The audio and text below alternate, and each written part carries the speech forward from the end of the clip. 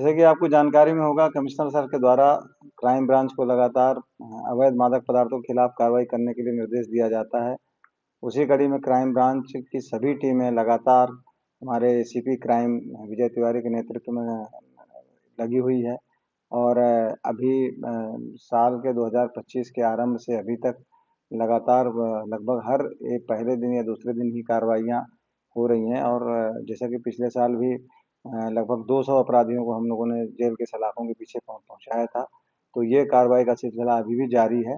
अभी कल भी एक सूचना मिली कि एक व्यक्ति है, भगीरथपुरा का रहने वाला है। काफ़ी लंबे समय से वो एनडीपीएस के अवैध मादक पदार्थ ला करके यहाँ पे लोगों को, छोटे-छोटे पेडलर्स को दे रहा है। इस बार भी वो बड़ा माल लेने गया था।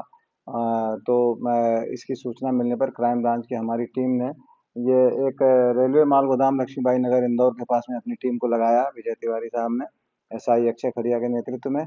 और जब उस टीम ने वहाँ पर लगी हुई थी, उसी समय ये एक व्यक्ति भगीरथपुरा का आया जिसकी सूचना थी।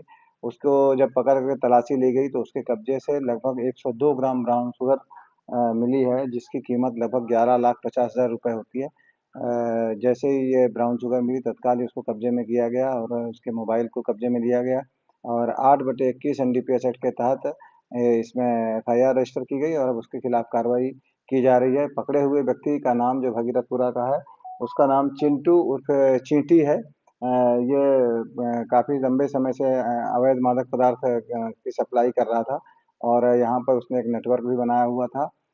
अभी तक जो हमने इसके क्राइम की लिस्ट देखी है, उसमें से 5 एनडीपीएस एक्ट के मामले हैं और कुछ एक्साइज एक्ट के भी मामले हैं। टोटल 9 मामले इसमें ऑलरेडी पंजीबद्ध हैं। अब इसको पुलिस हिरासत में लिया जाकर इसे पूछताछ की जा रही है। इसके यहाँ के लोकल पेडलर्स के बारे में विस्तृत जानकारी ली जा रही है। ये ये माल कहाँ-कहाँ से लेकर के आता था, उसके संबंध में भी विस्तृत जानकारी ली जा रही है।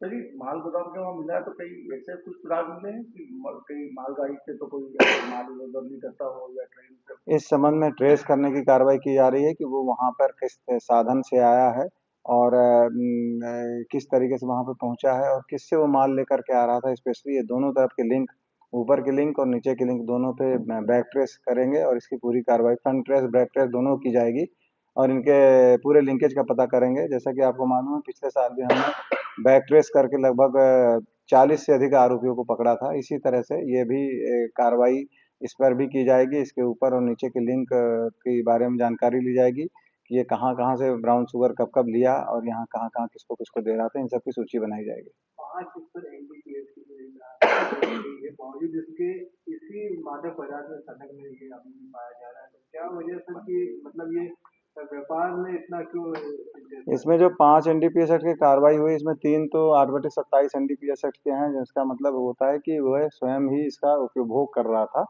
और 2 एनडीपीएस एक्ट के जो कार्रवाइयाँ हैं, वो मादक पदार्थों को का अवैध व्यापार करते समय पकड़ा गया है। निश्चित रूप से ये जेल में रहते हैं और जेल से छूटने के बाद फिर से इसी कार्य में लग जाते हैं।